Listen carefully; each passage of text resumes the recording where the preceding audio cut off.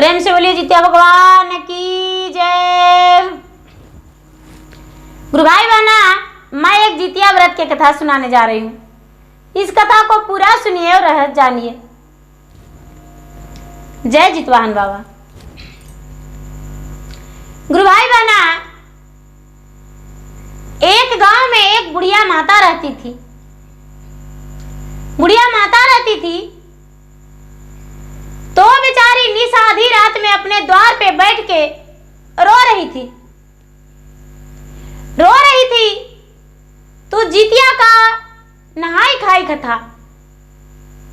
जितिया का नहाई खाई था और बुढ़िया माता रो रही थी और चिल्ला रही थी कि आहा, आज सब कोई अपने बेटे के लंबे आयु के लिए भगवान से मन्नत मांग रही है और आज हम अपने बेटे का वियोग में रो रहे हैं। हे भगवान, मेरा बेटा को बचा लीजिए। जितवाहन भगवान पूरा नगर घूमने के लिए घोड़े सवार होकर निकले थे और चारों तरफ घूम रहे थे कि कौन मेरा जो सेवक शिष्य है वो दुखी है और कौन मेरा याद कर रहा है, कौन मुझे पुकार रहा है। और चारों तरफ घूम घूम के देख रहे थे तो देखते हैं कि एक बुढ़िया निस आधी रात में बैठकर रो रही है।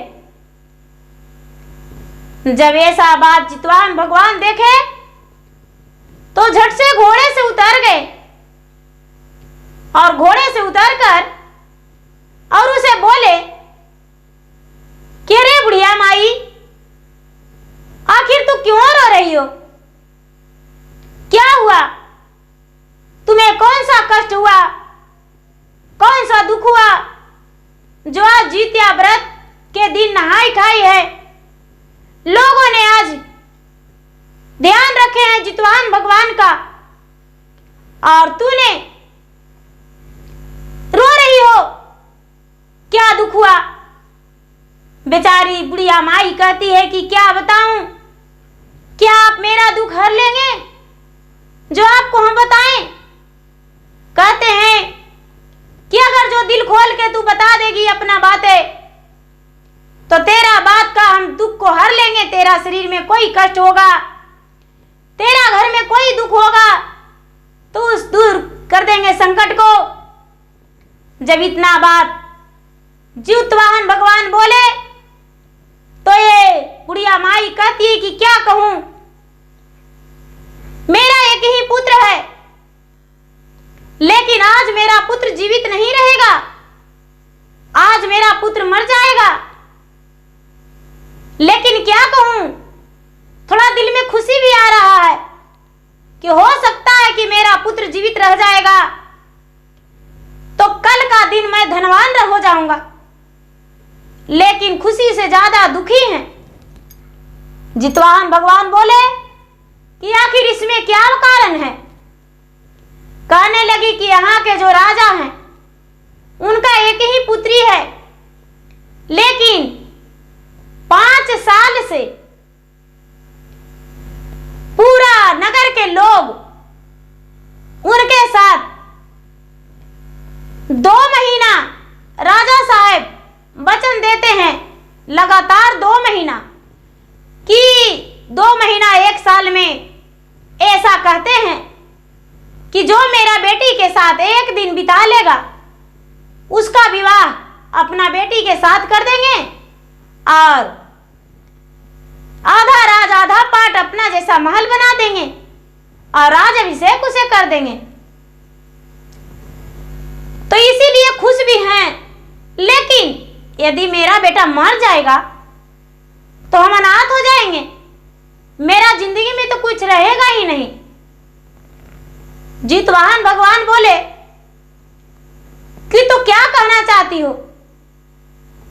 बुढ़िया बोली कि हम यही चाहते हैं कि मैं अपने बेटे का ऊंचे लीलार में तिलक लगाऊं, थाल सजा के और बहू का परछन करूं, दौरे धर के गिरी प्रवेश करूं एक छोटी सी कुटिया में, छोटी सी झोपड़ी में राजा को बेटी का अपना बहू बना के स्वीकारूं। जितवाहन भगवान कहने लगे, ओ बुढ़िया को क्या पता कि क्या है जितवाहन भगवान है। बोले कि एन मस्तू, चिंता मत करो, तूने बहू का परछन का तैयारी कर लो, हम तुम्हारा बेटा का जीवित रख लेंगे। गुरु भाई बहना, जितवाहन भगवान क्या किए कि उसी समय उसका बेटा जो था, बेटा दूसरा दिन जाता, उसी रात में जितवाहन भगवान बोले कि हम कहीं नहीं जाएंगे, यहीं रहेंगे। तूने आधी रात में रो रही थी, कल व्रत रख लेना, पूरा दिन उपवास रहना और आज का दिन आंसू पोंछ लो, प्रेम से भोजन कर लो और तुम अपना बेटा को रख लेना घर में, हम तुम्हारा बेटा को बचा लेंगे। क्या किए जितवाहन बाबा कि सुंदर सा एक पुतला को बनाए और उसे एक राजा का पोशाक पहना दिए। राजा का पोशाक पहना के और उस पे राज तिलक लगा के, राजा का मुकुट पहना के, और जितवाहन बाबा रानी सो गई तो उसके पलंग पे ले जाके सुला दिए, पलंग पे सुला दिए और सुला के और चुपचाप एक तरफ खड़ा हो गए, एक तरफ एक तलवार लेकर खड़े हो गए। ठीक 1 बजा 2 बजा तो जो रानी राजकुमारी थी उसका पेट में नाग रहता था और नागिन रहती थी। नाग और नागिन का उसका मुख से निकला और मुख से निकल के और दोनों मिलकर ऐसे डांसने लगे। नागिन कहती है कि ज्यादा हम डांसेंगे और नाग कहता है कि ज्यादा हम डांसेंगे, मेरा बीस ज्यादा लगेगा, तो नाग कहता है मेरा बीस ज्यादा लगेगा, और दोनों मिलके और उसे डांसने लगे। डांसते डांसते उसका तन का कपड़ा चीर फाड़ के नाग नागिन धर दिया और धर के उसका इतना डांस लिया कि वो तो मर जाता। अब ये जो जितवाहन भगवान थे क्या किए कि अपना तेगा नाग और नागिन के गर्दन पे चला दिए, दोनों दो खंड हो गया, दोनों दो खंड हो गया। जितवाहन भगवान क्या किए कि उस मिट्टी का पुतले का उतार लिए और उसके चौकी के अंदर पलंग के नीचे कर दिए मिट्टी का पुतला का, और नाग और नागिन का पलंग के नीचे वहीं पे गिरा दिए और उसके कमरे से निकल के और बुढ़िया के पास आकर और कहने लगे, कहाँ है तुम्हारा बेटा। उसका बेटा निकला, बोला महाराज मैं यहां हूं। बोले कि जा रानी के कमरा में खड़ी हो जाना, रानी के सेज पे लात नहीं धरना, कमरा में खड़ी हो जाना और उसके बाद निकल जाना, तेरे लिए दरवाजा खुला है। ये बुढ़िया का बेटा गया गुरु भाई बहना, और बेटा जाकर और कमरा में खड़ी हो गया और खड़ी होकर निकल गया और सीधा राजा के पास चला गया। राजा देखकर बड़े चकित हो गए कि अरे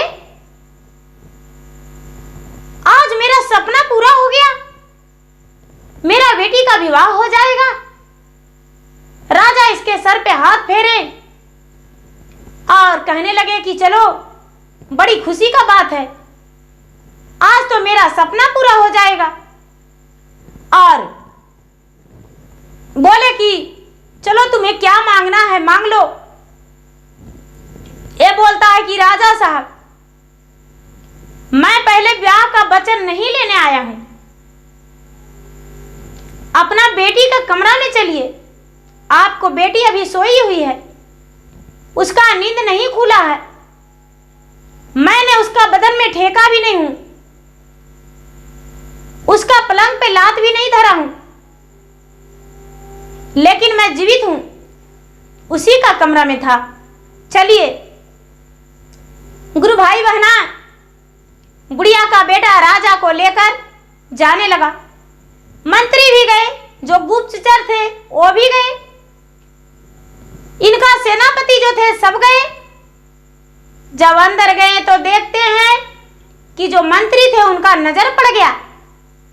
कहते हैं कि हे राजन, आपका बेटी का कमरा में बहुत बड़ा नाग और नागिन का ढेर लगा हुआ है, कटा हुआ सिर है, देखिए तलवार भी खड़ा किया हुआ है। जब देखने लगे तो देखते हैं कि सचमुच में बेटी का चकचहा के नींद टूटा। चकचहा के नींद टूटा सारा लोग को देखकर वो तो घबरा उठी कि आज भी लगता है मेरे साथ जो सोया था वो मर गया, उसे तो पता ही नहीं रहता था, वो तो चुपचाप सो जाती थी, सो जाने के बाद नाग निकलता था, नागिन निकलती थी, डांस लिया करता था और वो मनुष्य मर जाता था। अब ये राजा देखकर घबरा गए और कहने लगे कि ये सब तुमने कैसे किया। बोले कि महाराज, ये सब मैंने नहीं किया, कल के दिन मेरी माँ आधी रात में रो रही थी, कल के दिन मेरी माँ आधी रात में रो रही थी, तभी एक घोड़े सवार होकर एक राजकुमार आए और मेरी माँ से कहने लगे कि हे बूढ़ी माता, आप इस आधी रात में क्यों रो रहे हैं। तो कहने लगे, मेरी माँ बताई अपनी दुख भरी बातों, तो उन्होंने बोले कि अपना बेटा को घर में रखना और हम तुम्हारे बेटे को बदले जाएंगे। राजा ने बोले कि कौन राजकुमार है, मेरे सामने खड़ी करो, मैं उसी से अपना बेटी का विवाह करूंगा। जितवाहन भगवान आए, राजा के सामने खड़ी हो गए और खड़ी होकर कहने लगे कि मैं तुम्हारे बेटी से ब्याह करने लायक नहीं हूं, जो तुम्हारा बेटी है वो एक मनुष्य है और मैं जित्या देव हूं, जितवाहन भगवान हूं, जित्या महाराज हूं, इसीलिए मैं इसका जानकर अच्छा करने के लिए ऐसा मुझे करना पड़ा। और जो पलंग के अंदर पुतला रखा हुआ था वो निकाल के पुतला को दिखा दिए कि इस पुतला को मैंने तुम्हारे बेटी का पलंग पे सुला दिया और बेटी का पलंग पे सुला के आप पूरी रात छोड़ दिया और मैं एक कोने में तलवार लेकर खड़ी रहा कि इसका पेट से क्या निकलता होगा, बाघ निकलता है, शेर निकलता है, सर्प निकलता है, या खुद के ये मार देती है। इसीलिए हम खड़ी थे, लेकिन जब 1 से 2 बजा, 1 से 2 के बीच में तुम्हारा बेटी का मुख से जब बेटी तुम्हारा खराटा लेने लगी तो मुख से निकला जोड़ा नागनागी और दोनों मिलके इसका शरीर को नोचने लगा, पुतला को शरीर को नोच चीर के पूरा इसका कपड़ा को फाड़ दिया